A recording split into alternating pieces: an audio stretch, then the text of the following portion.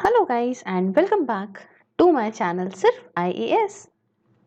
तो यहाँ पे हम अपनी Indian economy by Sanjeev Verma ji की सीरीज को कंटिन्यू करते हुए आज आपके सामने इसका चैप्टर नंबर 13 जो हम पढ़ रहे थे उसका पार्ट 4 प्रेजेंट करने जा रहे हैं।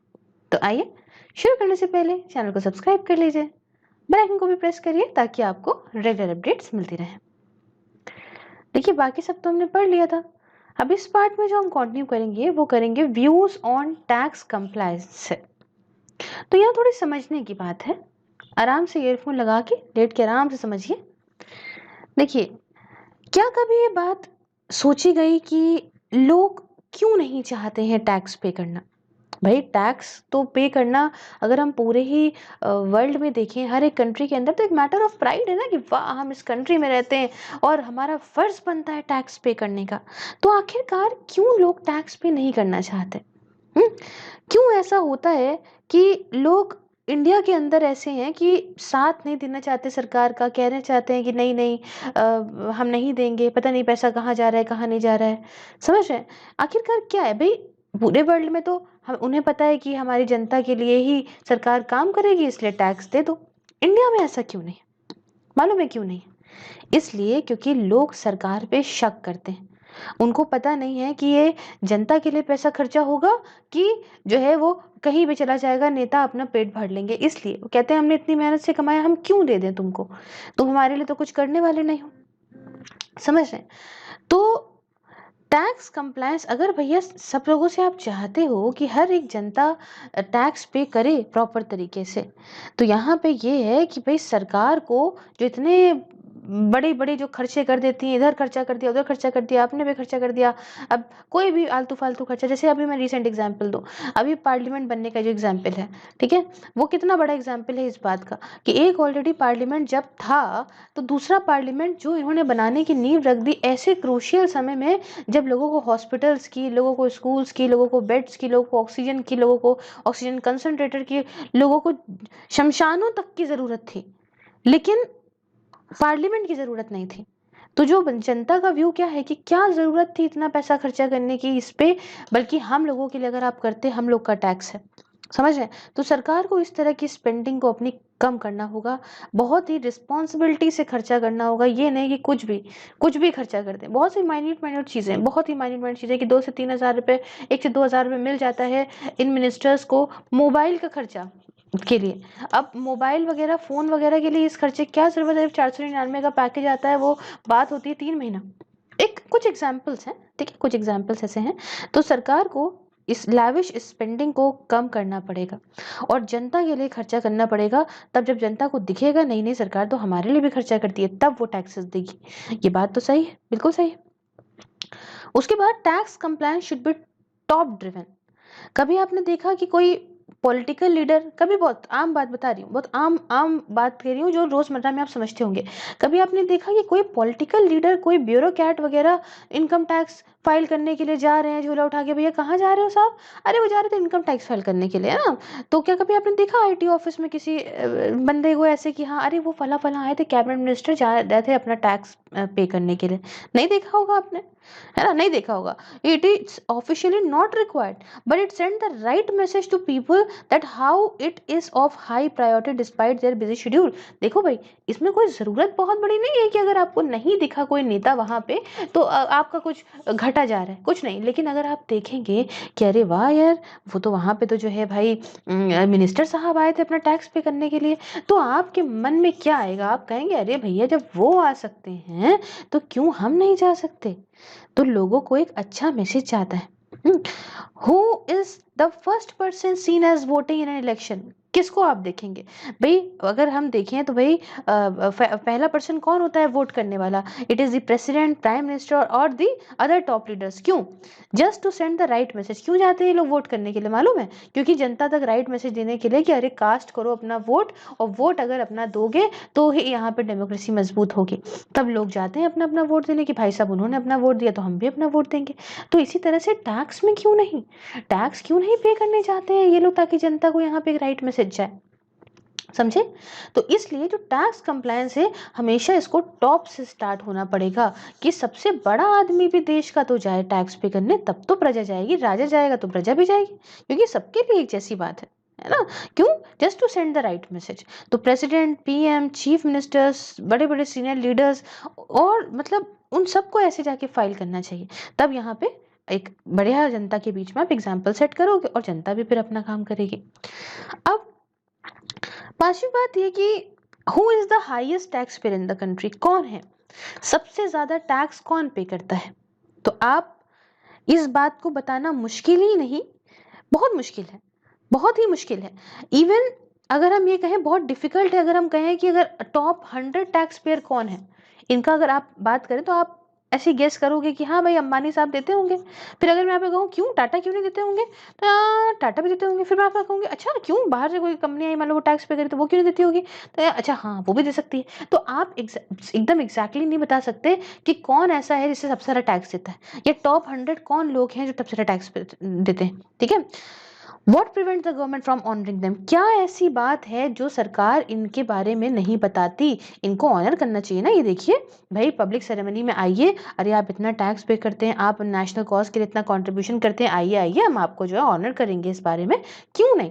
तो इससे क्या होगा, इससे लोगों के बीच में पॉजिटिव सिग्नल जाएगा, लोग भी तो इनकरेज होंगे ना भैया कि अरे वो साहब आए थे और उन्होंने टैक्स दिया तो बड़ा अच्छा लगा। पता है छोटे छोटे एग्जाम्पल्स होते हैं, जैसे कि मान लो कि आपके सामने कोई आया और आपको पता चला कि अरे वो देखो फला फला उनको बुलाया गया था, उनको इतना ऑनर करा सरकार ने, यार हमें भी पैसा कमाना है, हम भी पैसा कमाएं, हम भी इतना कमाएं कि अपने देश के लिए कुछ करें, तो हमारे को भी ऐसे बुला के क्या पता जो है ऑनर करें, है ना? तो ये एग्जाम्पल सेट होता है और कुछ नहीं होता है।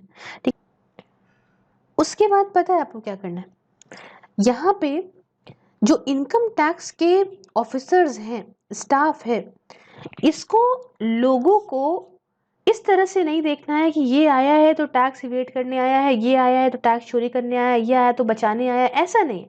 आपको ट्रस्ट करना पड़ेगा, आपको उनका दोस्त बन के उन्हें गाइड करना पड़ेगा कि इंसान जब अगर इनकम टैक्स के ऑफिस में जाए तो वहां पे एक काउंटर हो, भाई मे आई हेल्प यू, वहाँ के ऑफिसर्स मदद करें कि आप बताइए क्या दिक्कत आ रही है, स्टाफ इतना कोऑपरेटिंग हो, आप बताइए कैसे फाइल करना है, हम आपको समझाते हैं।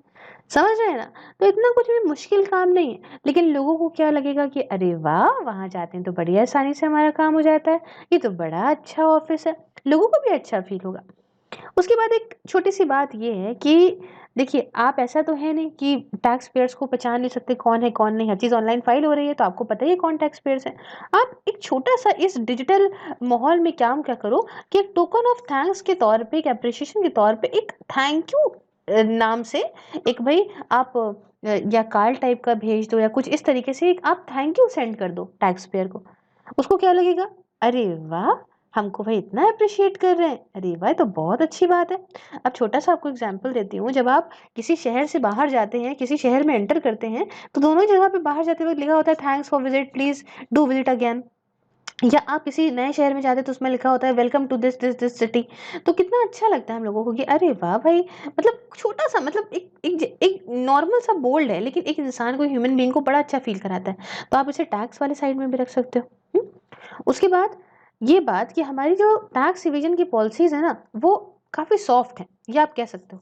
तो ऐसी आपको स्ट्रिक्ट चीजें लानी है कि जो भी टैक्स चोरी करता है उसे यहाँ पे पनिश किया जाए, नो मैटर कि वो कितना बड़ा पॉलिटिकल लीडर है, कितना बड़ा ब्यूरोक्रेट है, कितना बड़ा प्राइवेट ऑर्गेनाइजेशन है, कुछ मतलब नहीं है।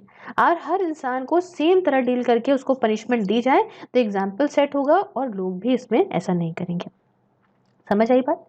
उसके साथ आपको ये भी बात ध्यान रखनी है कि जो पूरा टैक्स रिजाइम हो, ठीक है, ये ऐसा हो कि इनकम एट लो रेट हो with no exemption easily enforceable, मतलब यहाँ पे काफी कम रेट लिया जाए और एग्जेम्पशन ना आसानी से लगे, क्योंकि लोग क्या करते हैं ना, एग्जेम्पशन लगा लगा के लूप होल्स ढूंढ ढूंढ के ना सब चोरी करते हैं टैक्स को, नहीं लीकेजेस को आपको मिनिमाइज करना है।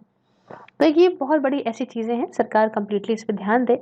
अब आप ये कहेंगे कि आप मैम ये बताइए कि एक अच्छा, एक एफिशिएंट टैक्स सिस्टम किसे कहेंगी आप? क्या होता है एक अच्छा और एफिशिएंट टैक्स सिस्टम?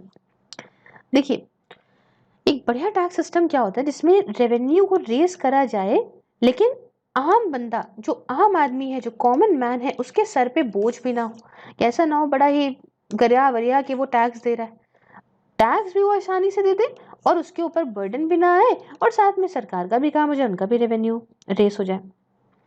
तो इस हिसाब से ये कुछ BECN, ठीक है, ये प्रोवाइड करना चाहिए। अब BECN का मतलब क्या है?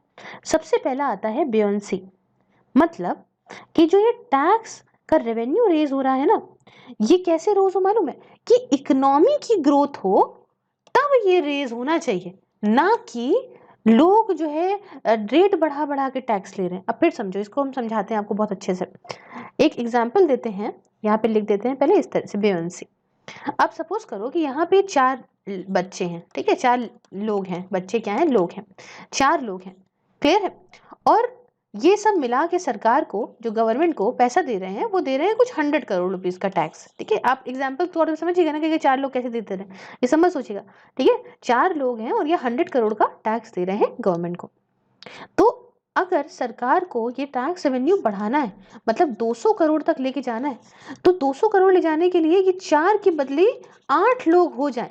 तो 8 लोग कैसे होंगे? कि इकोनॉमी की ग्रोथ होगी और ज़्यादा लोग इनकम कमाएंगे, तो फिर ये टैक्स पैकेट के अंदर आने लगेंगे। तब जब उसके अंदर आएंगे तो ऑब्वियस सी बात है कि ये टैक्स पे करने लगेंगे। तो इस तरीके से यहाँ पे सरकार टैक्स पे करे, ना कि पहले भैया इनके ऊपर 10% टैक्स लगता था तो ये 100 करोड़ कमा रहे थे, अब इनके ऊपर बढ़ा के 20% लगा दिया तो 200 करोड़ हो गया। तो इन लोगों पे ही बर्डन नहीं डालना है, बल्कि इकोनॉमिक ग्रोथ करके ज़्यादा से ज़्यादा लोगों को टैक्स जो है स्लैब में ला के और तब यहाँ पे टैक्स रेवेन्यू बढ़ाना है। इतनी बात समझे? तो बी का मतलब समझ गए, बेयोंसी का। अब उसकी बात आती है ई, ठीक है, ये BECN है ना। तो ई की बात आती है, तो ई में यहाँ पे इफेक्टिवनेस होनी चाहिए। इफेक्टिवनेस मतलब यहाँ पे आपको प्रमोट करना है टैक्स कंप्लायंस, कि भाई साहब आप टैक्स दीजिए, आपके लिए, आपके हित के लिए हम काम करेंगे, और वो काम आपको करके दिखाना भी पड़ेगा, ठीक है, कि आप ही के लिए काम कर रहे हैं। आप टैक्स नहीं देंगे तो कैसे देश चलेगा, ये वो करके, समझे ना। तो हर बंदा टैक्स देगा। फिर आई बात सी का मतलब यहाँ पे आता है कॉस्ट इफेक्टिवनेस। अब कॉस्ट इफेक्टिवनेस का मतलब क्या होता है? इसमें ये कि यहाँ पे लोअर कॉस्ट हो कलेक्शन की, मतलब जो कलेक्ट करने में जो कॉस्ट जा रही है वो कम हो, और यहाँ पे जो है टैक्स रेवेन्यू बढ़ा हो। तो ऐसा आपको करना है। और आखिरी में आता है एन का मतलब होता है यहाँ पे न्यूट्रल टू इकोनॉमिक डिसीजंस, मतलब इसमें कोई लोकेशन ऑफ जो बिजनेस है वो इन्फ्लुएंस नहीं करनी चाहिए इकोनॉमिक डिसीजन में, कि पूरे तरीके से न्यूट्रल होना चाहिए, ठीक है, सब पे एक जैसा लग रहा है, नॉर्मल। इतनी बात कहानी आपको समझ में आ गई? तो अभी अगर हम इंडिया की बात करें तो ये सही डायरेक्शन में जा रहा है। जीएसटी है इनडायरेक्ट टैक्सेस के लिए और डायरेक्ट टैक्स कोड है डायरेक्ट टैक्सेस के लिए। और ये सारे कदम जो उठाए जा रहे हैं भाई, ये टैक्स कंप्लायंस जो हो रहा है वो अप्रिशिएबल है। लेकिन यहाँ पे आपको सब कुछ और ध्यान रखना है, सरकार को कॉस्ट ऑफ कलेक्शन टैक्सेस की ये जो है वो ध्यान में रखनी है, उसको अटेंशन देना है। ये कंटिन्यूसली बढ़ती जा रही है, तो ज़रूरत ये है कि इसको ध्यान रखें कि कॉस्ट कम हो और टैक्सेस ज़्यादा कलेक्ट करे जाए। उसके साथ यहाँ पे कुछ और बातें भी हैं, जैसे कि जो खर्चा सरकार करती है ना, एक्सपेंडिचर, इसको थोड़ा सा इनफ्लेक्सिबल करना चाहिए। मतलब यहाँ पे इसको ध्यान में रखना चाहिए, सरकार को देखना चाहिए इतनी सारी मिनिस्ट्रीज हैं, जिन मिनिस्ट्रीज का काम एक दूसरे से ओवरलैप कर रहा है उन सबको आप मर्ज कर दो, ठीक है। जो खाली पोस्ट हैं उनको आप अबोलिश करो। मतलब सरकार को ये चीज़ करनी चाहिए, मतलब यहाँ पे जो स्पेंडिंग है, जो छोटे छोटे खर्चे हैं, उन्हें जितना भी हो सके, जहाँ पे भी फिजिबल हो, जहाँ पे भी सही लगे चीज़ें, वहाँ पे उन खर्चों को ख़त्म करने की कोशिश करनी चाहिए। तो छोटे छोटे खर्चे ज़रूर होते हैं, लेकिन बाद में बहुत बड़े खर्चे बन के सामने आते हैं जब देश की बात आती है। आई होप आपको पूरी कहानी मेरी बताई हुई समझ में आ गई होगी। अब नेक्स्ट जो हम बात करेंगे वो करेंगे टिपिकल बजट इन इंडिया। तो आइए समझते हैं। पहली चीज़ तो ये समझ लीजिए कि हमने सब तो बात कर ली है, एक्सपेंडिचर की बात कर ली है, हमने बात कर ली है टैक्सेस की, हमने बात कर ली है अलग अलग तरीके के डेफिसिट्स की, है ना, जो बजटरी प्रोसेस में होता है, हमने सब बात कर ली। अब यहाँ पे जो टिपिकल बजट है, जो बजट प्रेजेंटेशन है, वो कैसे होती है? सबसे पहले रखा जाता है क्या, यहाँ पे इकोनॉमिक के अंदर इकोनॉमिक सर्वे रखते हैं ना हम लोग, इकोनॉमिक सर्वे पार्लियामेंट में प्रेजेंट करते हैं भैया। उसके बाद क्या होता है? उसके बाद यहाँ पे एक्सपेंडिचर प्रपोजल्स जो है प्रेजेंट किए जाते हैं, और फाइनली टैक्स प्रपोजल्स किए जाते हैं। सबसे ज़्यादा जो वेट लोग करते हैं कि भैया क्या टैक्स प्रपोजल आया, ठीक है, ये कुछ कहानी होती है। सारी ही जो रिसीट्स होती हैं इकोनॉमी के अंदर, ये कहाँ रखते हैं भाई? कंसोलिडेटेड फंड ऑफ इंडिया के अंदर रखी जाती है। और जो पैसा यूटिलाइज करा जाता है सिर्फ बजट जब पास होता है दोनों ही हाउस ऑफ द पार्लियामेंट में, मतलब यहाँ लोकसभा में जब, राज्यसभा में जब बजट पास हो जाएगा तभी पैसा इसमें से खर्चा करेंगे कंसोलिडेटेड फंड ऑफ इंडिया में उसी बजट के हिसाब से। ठीक है, पार्लियामेंट यहाँ पे अप्रूवल दे देता है अलग अलग एक्सपेंडिचर के लिए और क्या देता है, ठीक है इतना इतना पैसा आप यहाँ से निकाल लो ताकि आप जैसे भी इकोनॉमी को जरूरत है उस हिसाब से आप खर्चा करो आराम से। अब कुछ एक्सपेंसेस जो हैं वो गवर्नमेंट खर्चा करती है बिना पार्लियामेंट के अप्रूवल के भी। गौर से समझिएगा, कुछ तो हमने बात कर ली कि लोकसभा राज्यसभा पूरा अप्रूवल हो गया, पास हो गया, तब खर्चा हुआ इसमें से सीएफआई से, मतलब कंसोलिडेटेड फंड ऑफ इंडिया से। लेकिन कुछ पैसा ऐसा भी होता है जो सरकार जो है बिना अप्रूवल के खर्चा करती है। उस पैसे को मालूम है क्या कहते हैं? उस पैसे को कहते हैं चार्ज्ड एक्सपेंडिचर। जैसे कि मीट करने के इंटरेस्ट ऑब्लिगेशन, सैलरी देने के लिए, इम्यूलमेंट्स देने के लिए कॉन्स्टिट्यूशनली अपॉइंटेड हेड्स को, जैसे कि चीफ जस्टिस ऑफ इंडिया को और या सीवीसी को, उसके साथ सीएजी को, है ना, controller and auditor general of India वगैरह को पैसा वगैरह देने के लिए इसमें अप्रूवल वगैरह की जरूरत नहीं पड़ती है ना। ये सब कुछ इनके लिए भी होता है, अगर मैंने आपको पॉलिटी में पढ़ाया था, ताकि इन लोगों की पोस्ट जो है वो न्यूट्रल होकर काम कर सके। अब यहाँ पे समझिए कि दो तरह के और भी बजट होते हैं। एक होता है इंटरिम बजट और दूसरा होता है वोट ऑन अकाउंट। क्या? Vote on account. अब आप कहेंगे जरा बताइए मैम दोनों के बारे में। देखिए, इंटरिम बजट जो है वो इस तरह का बजट है जो 1 साल से कम के पीरियड के लिए होता है, समझे। और अगर हम वोट ऑन अकाउंट की बात कर ले तो एक ऐसा प्रोसेस है, आप एग्जैक्टली इसको बजट नहीं कह सकते स्ट्रिक्टली, एक ऐसा प्रोसेस कह सकते हो जिसके थ्रू जो उस समय ऑफिशियल गवर्नमेंट है वो वोट्स लेती है पार्लियामेंट से पैसा निकालने के लिए कंसोलिडेटेड फंड ऑफ इंडिया से, अपने खर्चे वगैरह को पूरा करने के लिए, जब तक के लिए इलेक्शंस नहीं हो जाते। तो ये दो तरह के कुछ बजट होते हैं। क्लियर है?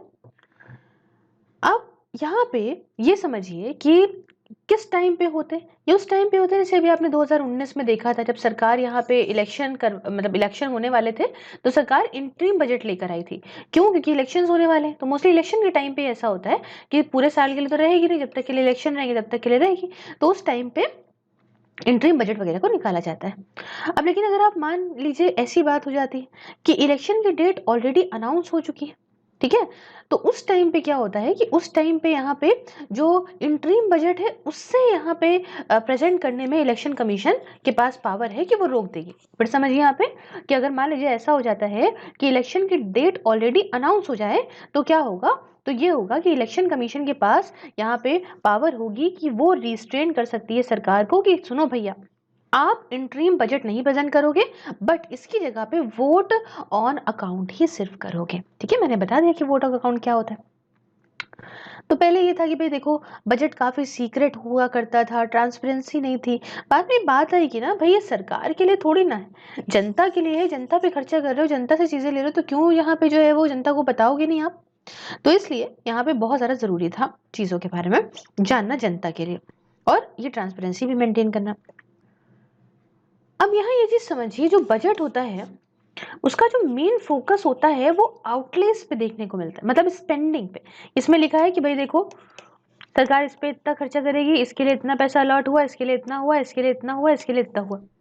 लेकिन क्या कोई ऐसी प्रोविजन है कि जो पैसा अलॉट कर रहे हो उसका आउटकम के लिए कोई बात हो कि भैया अगर हमने एजुकेशन के ऊपर 100 करोड़ रुपए सरकार ने पिछले के कंपैरिजन में आपकी ज्यादा जो है वो स्पेंड करेगी, तो ये 100 करोड़ रुपए जो हो रहे हैं इसमें क्या एग्जैक्टली हमें पता है कि कितना क्या आउटकम निकला हमारे एजुकेशन सेक्टर में, या एजुकेशन को कितने पैसे की जरूरत है टोटल में, क्या ये सब हमें पता है, या हमें क्या इससे फायदा हुआ, क्या आप इस चीज का कभी ध्यान में रखते हैं। एक साल में एक बार बजट निकलता है, आप एक कॉमन सिटीजन की तरह भी सोचिए, बजट निकला उसमें 4 दिन लोगों ने गरियाया, अरे ये नहीं सही है, अच्छा ये महंगा कर दिया, अच्छा ये सस्ता कर दिया, बस 4 से 10 दिन ये नाटक चलता है। उसके बाद सब लोग पूरे साल भर चिल होकर रहते हैं, हाँ आपके बजट में महंगा आया था कोई बात नहीं। क्या जो भी खर्चा हुआ उस पर आप मॉनिटर करते हो? नहीं करते हो।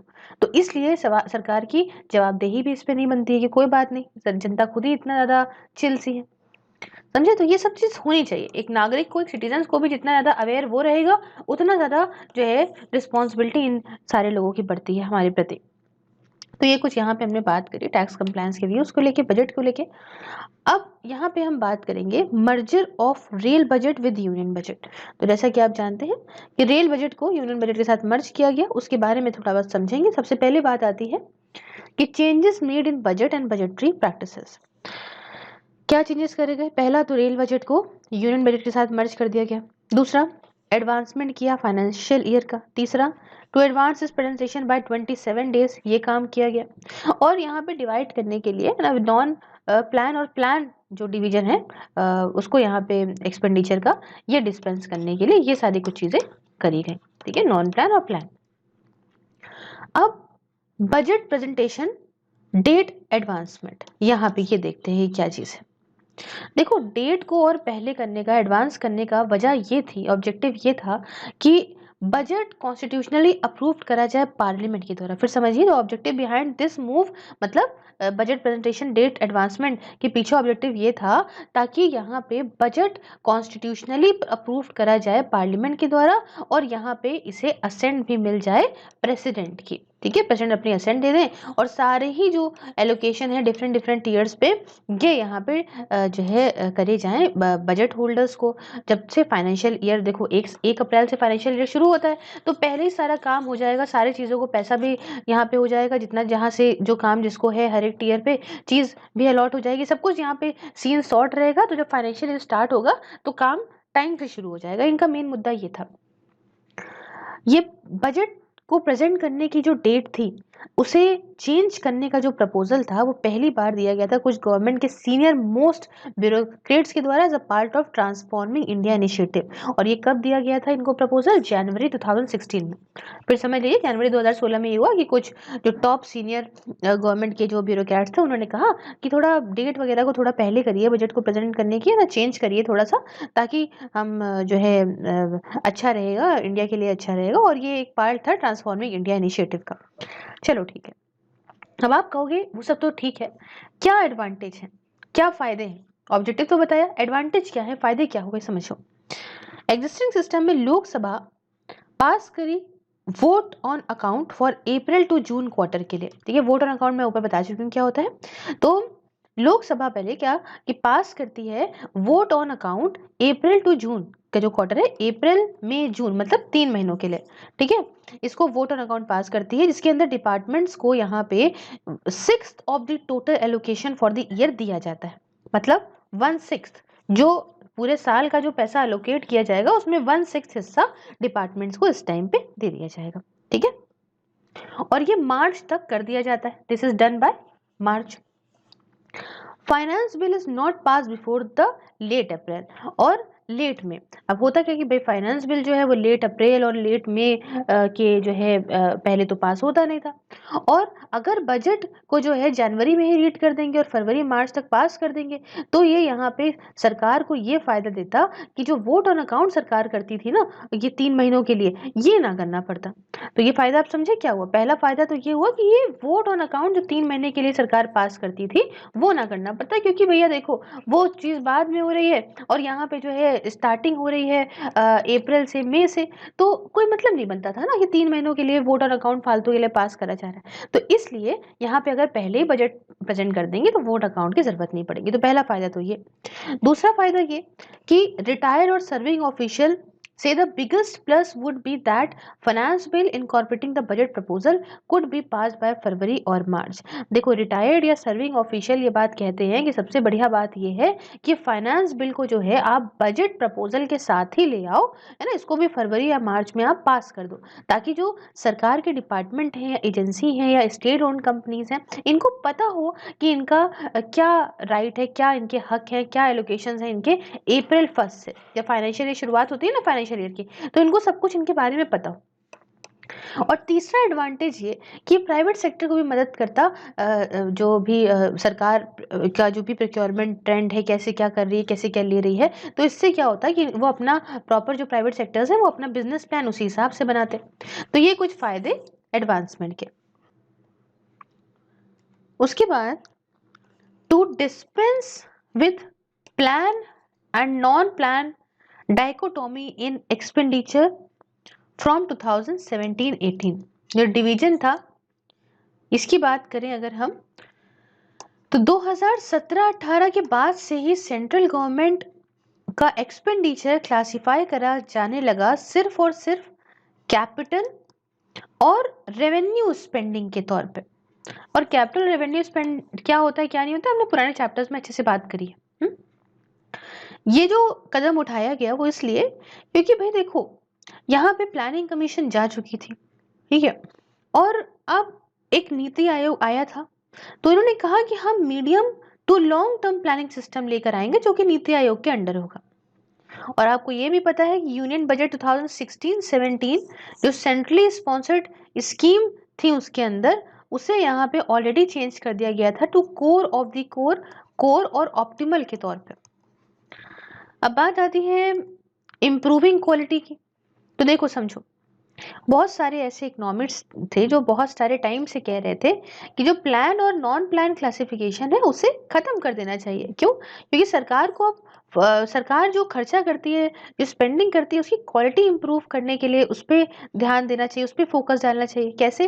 Bye focusing on the end use of funds, कि बस पैसा खर्चा कर दिया तो एंड यूज क्या हो रहा है, वहां पे क्या कुछ रिजल्ट मिल रहा है, इस बात को ध्यान में रखना पड़ेगा।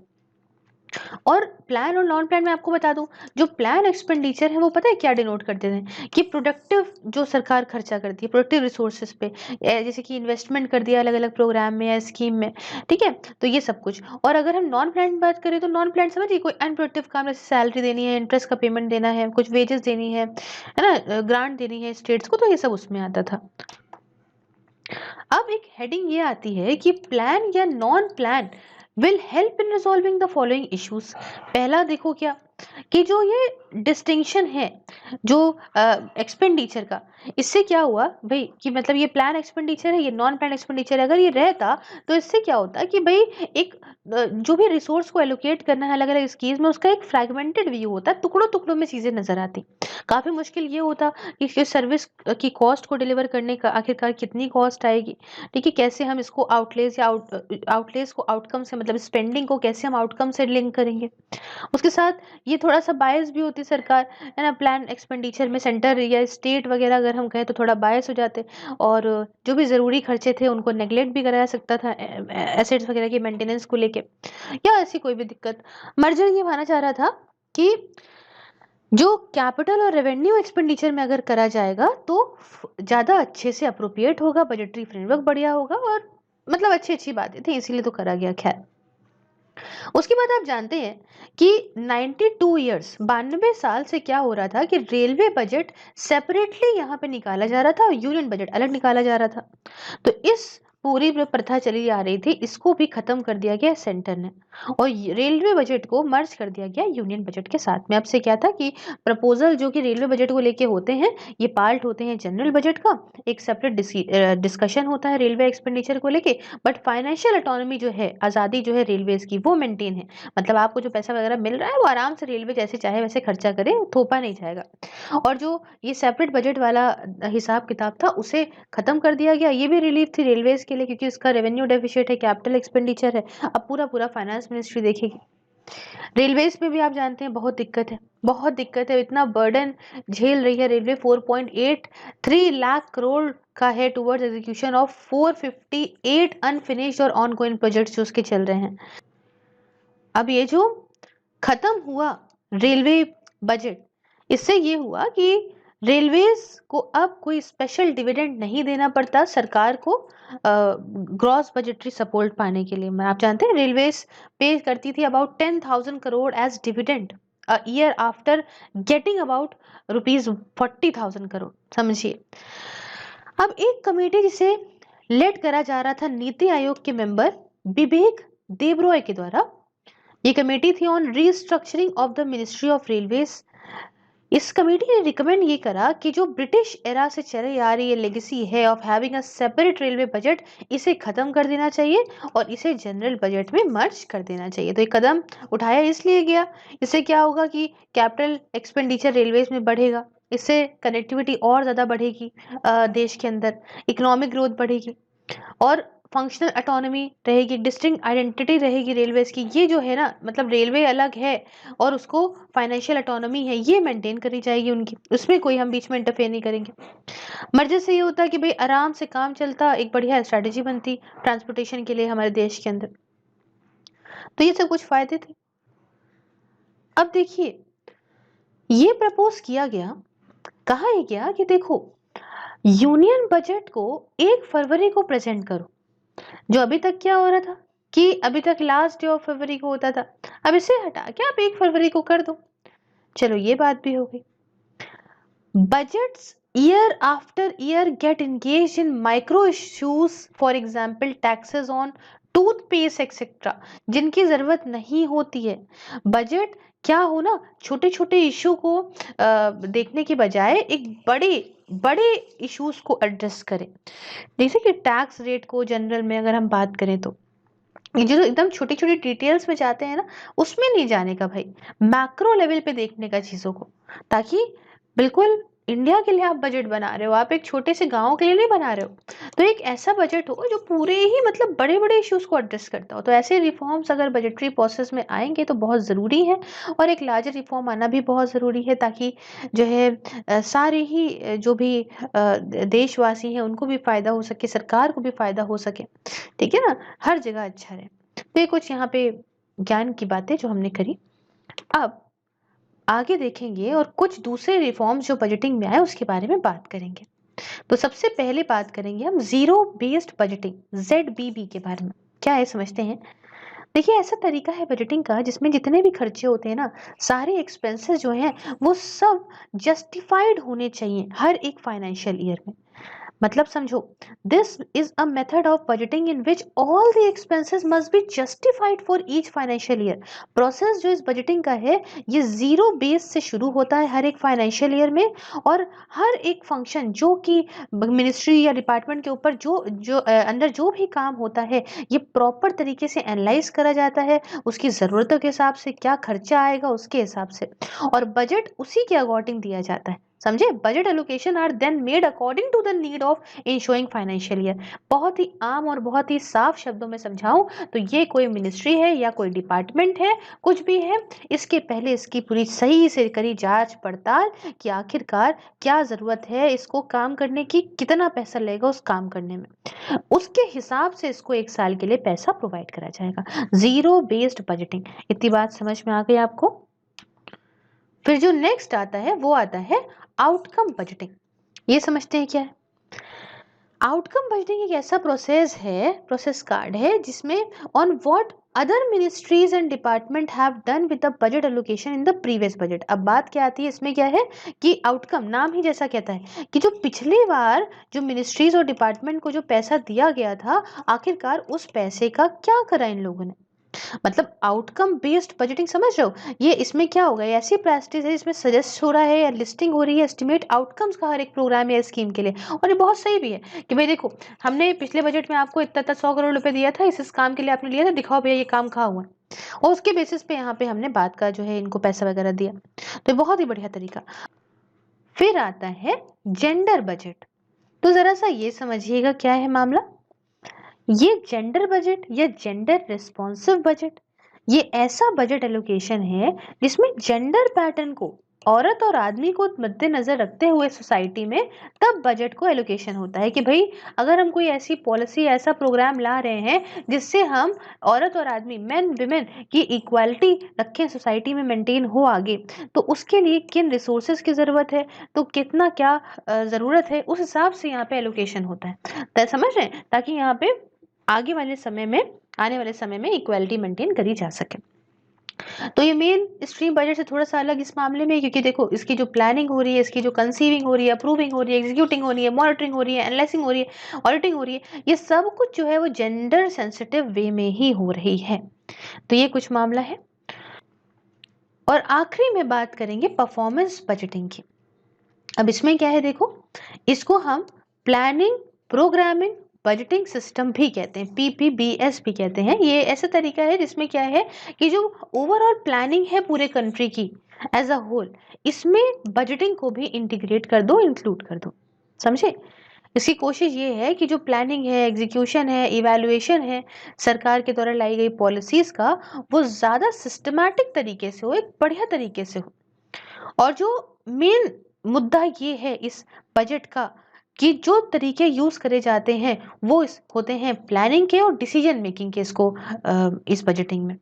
और इस बजटिंग का पर्पस ये होता है इस बात को इंश्योर कराना कि ज़्यादा वायबल इकोनॉमी हो, अच्छा कोऑर्डिनेशन हो अलग-अलग सेक्टर्स के बीच में। तो ये हमने बहुत ही खूबसूरती से थोड़ा-सा समय लेके ही सही, लेकिन बहुत ही अच्छे से आपको चैप्टर करवा दिया, क्योंकि जल्दी-जल्दी में करने का कोई मतलब नहीं होता है। वीडियो भले आधे 1 घंटे की बनती है, लेकिन फिर बाद में बहुत जो है दिक्कत होती है। चलिए, फिलहाल जॉइन बटन को प्रेस करके आप मेंबरशिप को जॉइन करके एन्जॉय कर सकते हैं पर्क्स को। साथ में आप शेयर कर सकते हैं वीडियो को, अच्छी लगे तो लाइक भी कर सकते हैं। सब्सक्राइब करिए चैनल को। इन वीडियोज़ को फेसबुक पे देखने के लिए सिर्फ आईएएस पेज को लाइक करिए। Thank you so much for discussion. Have a wonderful day. Take care.